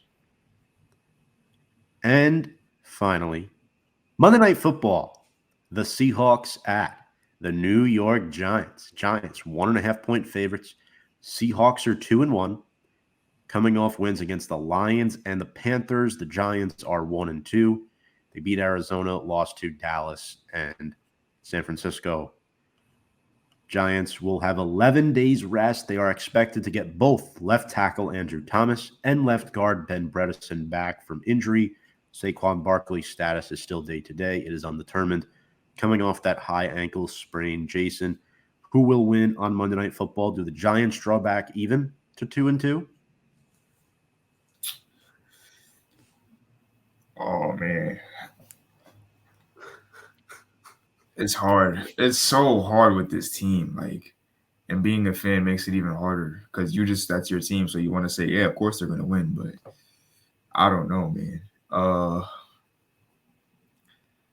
They didn't look too bad in the first half against San Francisco. In the first half, they didn't look bad. Then, obviously, San Fran's defense just turned it up. We're at home, though. I like that. I'm not going to lie. Despite what everyone's saying, I think Daniel Jones is not even – he's still being underrated. I mean, in the win against Arizona, there wasn't enough talk. I think there wasn't enough talk about that. He got the ball to almost everybody on that offense. He spread the ball that game. He wasn't relying on Saquon. He got the ball to Isaiah Hodgins. He got the ball to Sterling Shepard. He got the ball to Darius Slayton. He moved that ball. He got the ball to Jalen Hyatt. He was on top of his on top of his game. San Fran, he had absolutely no help. That pass rush was in his face. He couldn't really do much.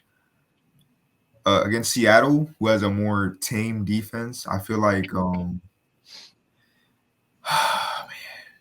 I want to say they win by a field goal. I'm gonna say the Giants get the win by a field goal. I'm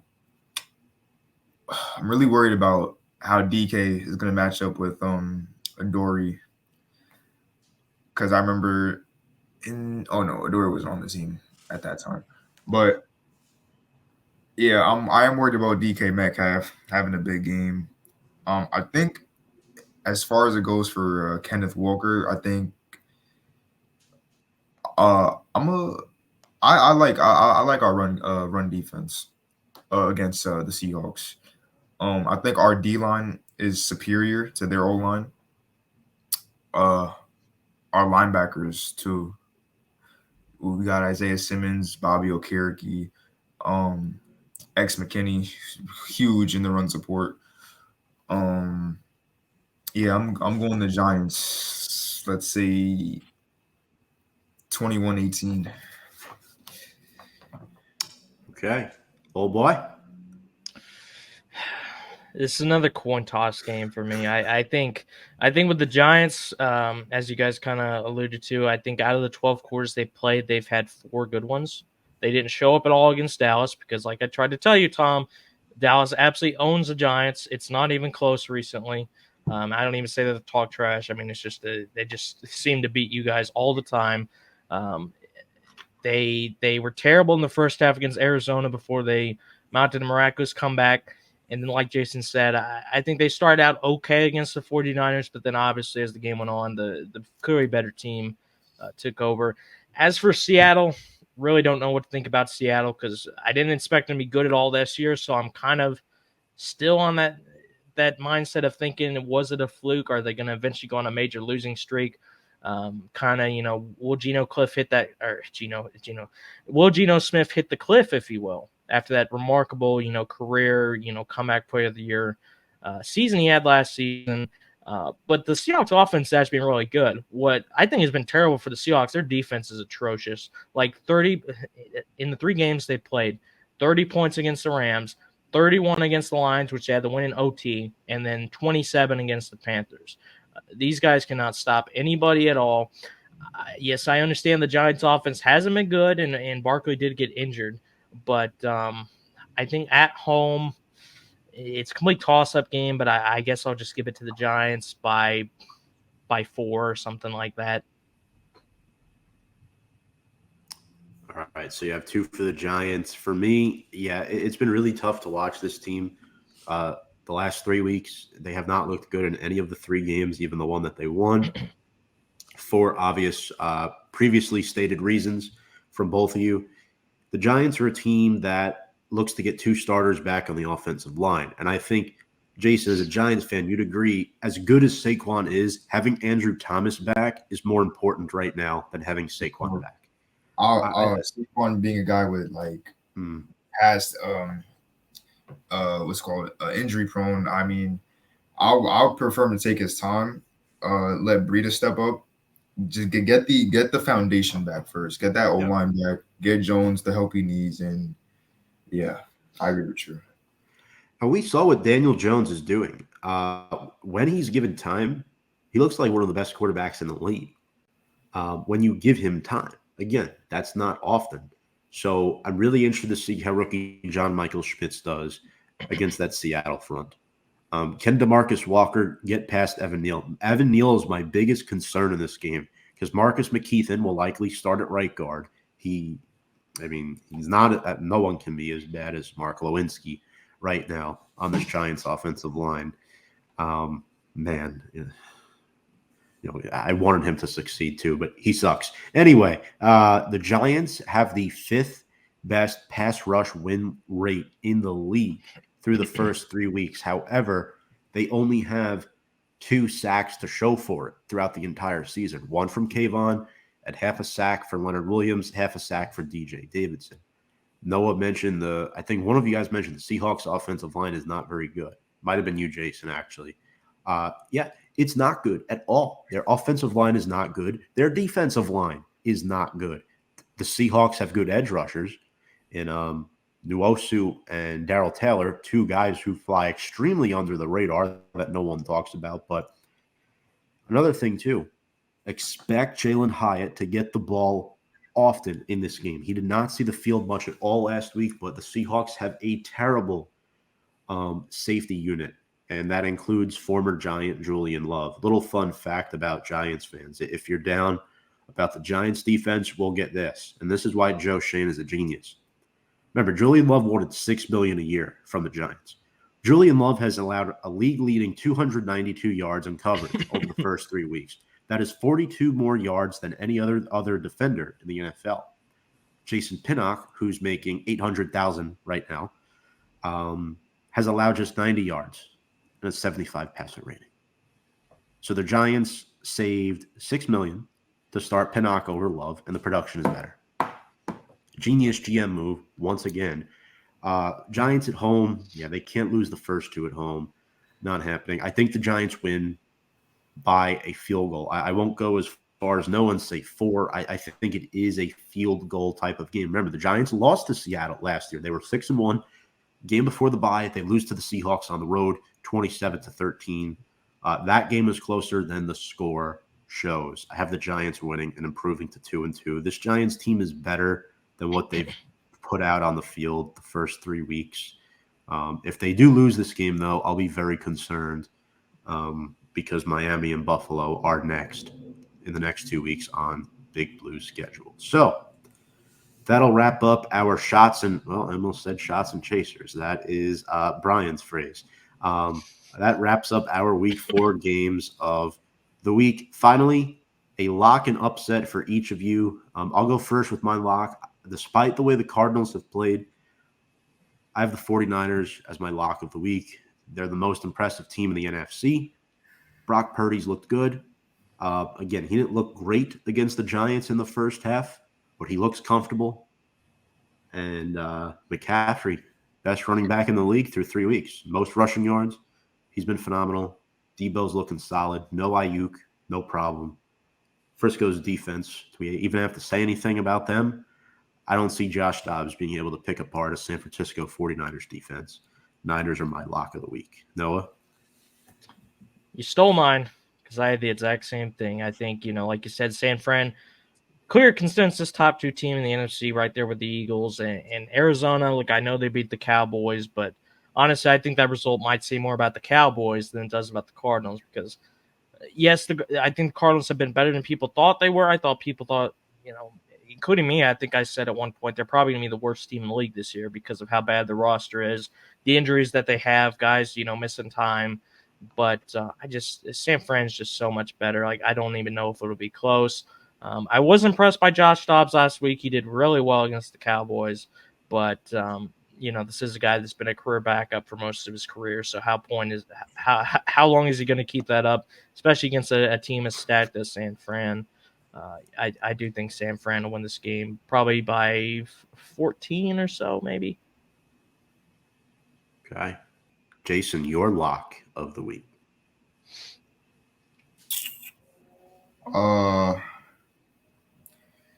Give me the Saints.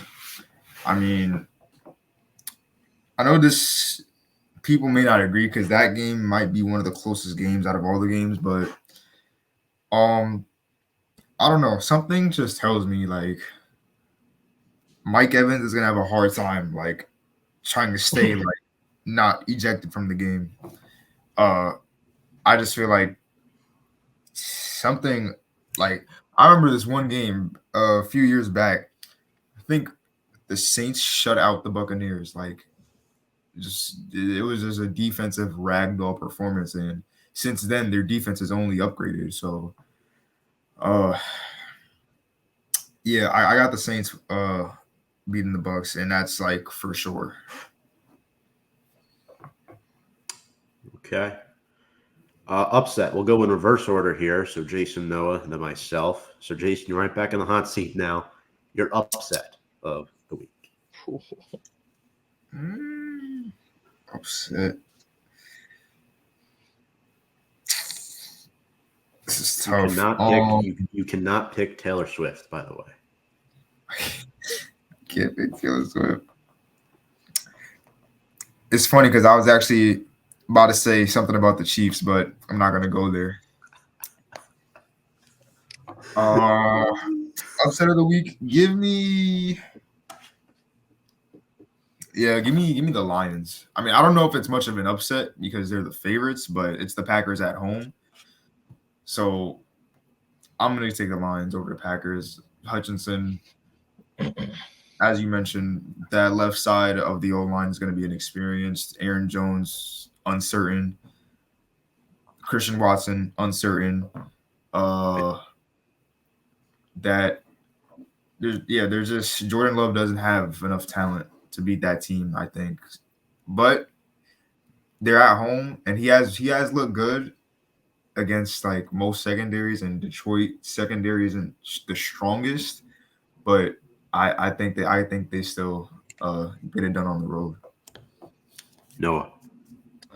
I got a good one for this one. I'm going with the team with a rookie quarterback who has completed 64% of his passes, 4 touchdowns, no interceptions, 906 passing yards, so over 300 per game, and 98 quarterback rating. He's done way better than I thought he would. He also has found a really good number 1 target in Nathaniel Tank Dell. I'm going to Houston Texans to beat the Pittsburgh Steelers. Pittsburgh has looked okay, but I've seen nothing that makes me think they're a terrific team by any means.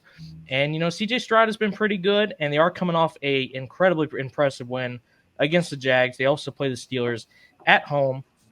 So I'll go with the Texans as my upset. Wow. I like that pick. Also, throw Nico Collins in there. It's kind of like a 1 and 1A type of situation. Mm-hmm. I love Nico Collins. Obviously, Tank Dell, awesome name. Yeah, that's a good one. Damn. I can't one-up that. I'm taking the Dolphins over the Bills. Clear upset of the week for me. 3-0 team, underdogs. Interesting to see, right? But like I said before, I think Miami will escape Buffalo with a victory. So, final segment of the evening for the show. It's my favorite segment. We're going to have some fun, boys. The Immaculate Grid is back. Going to share my screen up here. We will work on this together. This is obviously one of my favorite games now. Daily, folks, for those of you who are new to it, every day at 9 a.m., new things come out, new teams. Basically what this is, you have 9 squares here to fill. You have to fill these accordingly. So for this box, for an example, you need a player who played with the Eagles and the Bucks to match. So Are we going for the popular answer, or are we going for like a deep pull? I think you actually get a better score if you choose like a rarer player. Yeah, right. We can try for the rarer players, but if we're stumped, we can always default to the obvious answer. Are we just gonna rotate, go one at a time? I mean, we could all work through this together. I mean, because somebody might know an answer that somebody doesn't. Well, I think the 1,000-yard rushing season ones are the easiest for sure. Right. So. I mean, with the Dolphins, I'm thinking if we go back, probably like Ricky Williams or Ronnie Brown. I don't know if Ronnie Brown had one. I'd say Ricky Williams. Ricky Williams for sure. So we'll go with that. Make sure I pick the right one. 43. Seahawks is easy. Sean Alexander. And more beast mode. Sean Alexander. Yeah. That's the deeper pull for sure. There you go. The Eagles, there's 2 main guys I think of, but Shady McCoy. Yep, that's right. I was thinking Brian Westbrook. Yep. Or Deuce Staley, but I feel like I'm not sure if that was with Pittsburgh or not. I don't know if it matters, but we'll go Westbrook, 27%. I got one for the Eagles and Texans. It's the current head coach of the Texans, actually. Good old DeMeco Ryans. Look at that. That's a good pull.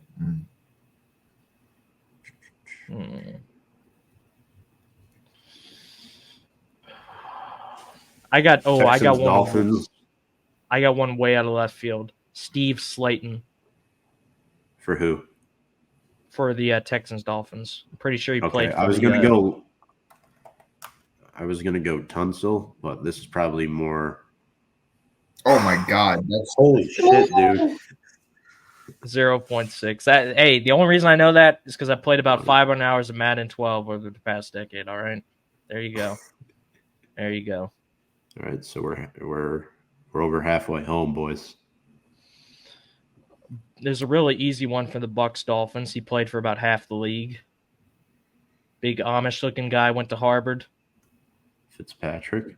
Yep. Here's one for you.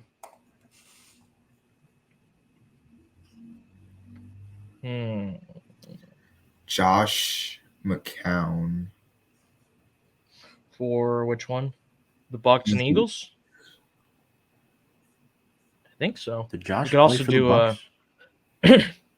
Josh Or McCown. Kings? You could also do LeGarrette Blount. He was You think with them when Blount they would won the be- Super Bowl. I think Blunt would be more uncommon. Potentially. We'll go He one. might be. Oh, Yeah, 9%. That's Yeah. pretty good. okay. We'll have to look and see what the most common ones are. I think Richard Sherman is too obvious for Seahawks Bucks. Right. Michael Bennett. Michael Bennett. The defensive end. Yeah. He started with the Bucks, then he went to the Seahawks, I think. 09 to 19. Yeah, that sounds right. Let's hope we picked the right one. It's just That three should of be them. good. Oh man. I think that's him. Okay. There you go. That's There we him. go. Texans Seahawks. This is a tough one. Yeah. Oh, man. This is a tough one. I'm trying to think tight I end. think I don't know why. See, I think I got one, but I want to see what you guys come up with first. I don't know if Justin Forsett played for the Texans. I was thinking Justin that- Forsett because he was the that backup. is To, that- yeah, that's who I was That's who you thinking of had? because he was the backup to Julius Jones for a few years, and then he went to the I think he went to Texans for a little bit. Then he went to the Ravens. I'm pretty sure he played for So- the Texans. I think the obvious choice here is Jadeveon Clowney. But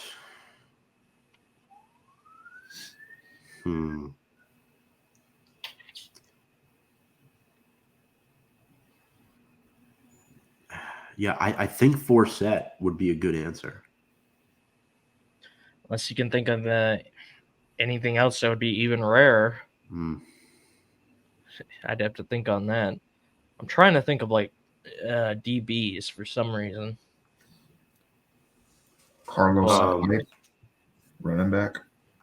Hey, oh fuck, yeah. Someone just came to my mind. This is embarrassing.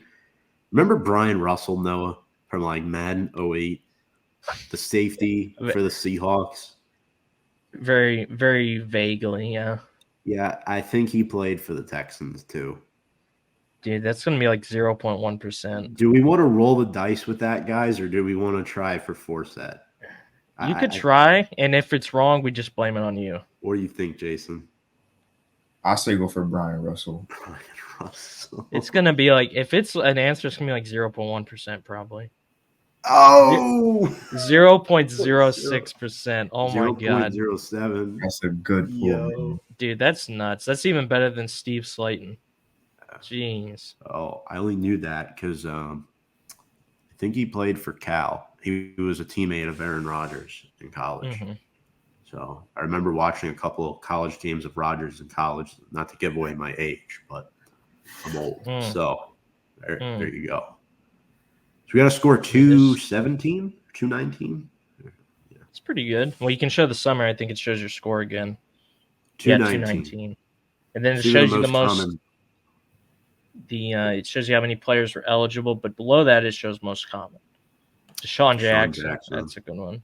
Sherman, Nico, Fitzpatrick, Clowney, Tunsil, McCoy for the Bucks. I didn't even know that. Wow. So we got three of the most common answers with Ryans, Fitzpatrick, and Ricky Williams. Could have like gone really out of the box on some of these. Like I'm trying to think, like some random 1,000-yard rusher for the Eagles. I feel like Deuce Staley has to be there. I'm curious because there's only 9 answers. He's here. There he is. 2002, 1999, 1998. Wow. And that was like before McNabb was there. Yeah, I don't think Julius Jones ever had 1,000 yards for the Seahawks, but I could be wrong. It was Let's basically between see. Sean Who, Alexander and Lynch. Were there any other few answers here? Well, there are only 7 for this. So once again, Let's see here. See if there's slim anything. pickings. Kenneth He Walker. is- Oh yeah, Chris Carson, He's not there. Ricky Waters. I would have never guessed him. Yeah. I only know him as a 49er. Yo, you know what's crazy? We could have went Jason Garrett for Buccaneers and Dolphins. Oh yeah. Could have had multiple head coaches on the list. Could have went Jason Garrett for Giants Cowboys too. Good old Jason Garrett. Fun fact. There's an NFL coach that is a former Giant. Take a little look at this here. Oh, here we go.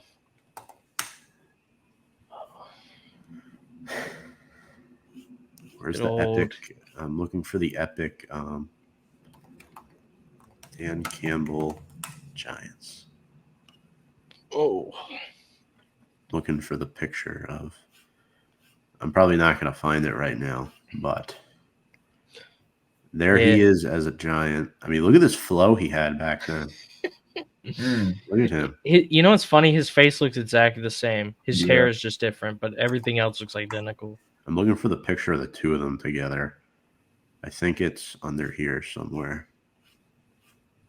I can find it. Yeah, once you take up the coaching job, that's all that pops up. Yeah. Here it is. This is the one I was looking for. Look at them, the two of them together. Is that Ron Dane? Ron No Gain Dane out of Wisconsin. He was supposed to be like the next Rodney Hampton. And it was an epic bust in the NFL. Dang. Yeah, I mean, that's a blast from the past for you. absolutely. But before we go, folks, just want to thank you both for joining me tonight. This has been a lot of fun. Jason, want you to plug yourself, where people can find you, and then Noah, you can do the same as well. I can find me on Instagram. Shifty, that's my nickname. Shifty with 2 Y's, underscore on Instagram, or pretty much any platform, Twitter or X, whatever you want to call it. I don't really use Facebook. Fun fact, I only had Facebook to watch review and preview every Thursday. That's dedication right there. Look at that. Noah. Yeah, so obviously I'm a member of Review and Preview. I do Pucking Around, which is the hockey show, every Wednesday night at 7. Took a few months off, but we're going to be doing our season debut next Wednesday, so October 4th, doing our NHL regular season predictions. And then my original podcast. Oh, by the way, I do Pucking Around with my good buddy Garth Charger Patrick, or Garth Michael Patrick is his real name. And I also do a podcast with Garth over on the I almost said the Sweet Tea Network, Sports Box Network, the Sweet Tea Show, where we do our college football show. So obviously I'm a Georgia fan. He is a Florida fan. So our shows get very interesting.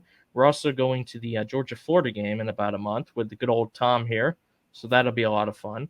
But fun show. Good to talk to Tom. Good to meet Jason as well. Always fun talking football with the fellas. Go Falcons. Hopefully pull the upset. We'll see what happens. And Georgia, please, for the love of God, realize that it's a 4-quarter game and stop taking the first halves of these games off, man. Absolutely. Jason, Noah, thank you both so much. And folks, if for some reason you like to watch my content as well, here on Review and Preview Sports, there's all of our social media platforms. You can also find me at Big Blue Avenue, a sub-show of Review and Preview Sports, airing on Wednesday nights following Pucking Around with myself and Sam Cardona, the girl who talks sports. Get all your New York Giants news there. And also on the From the Stands sports show with Brian McCardle and Andy Hopper, just 3 dudes from 3 different parts of the country talking college football. If you like your game day shows, make sure to check us out there. We give the hot, spicy takes. I'm mad at both of them for picking Notre Dame with me, by the way. That never works. But anyway, on behalf of Jason Edmondson, Noah Dog Dibler, My name is Tom Scavetto, wishing you so long. You've been watching Review and Preview here on Facebook and YouTube. Have a good night, everybody.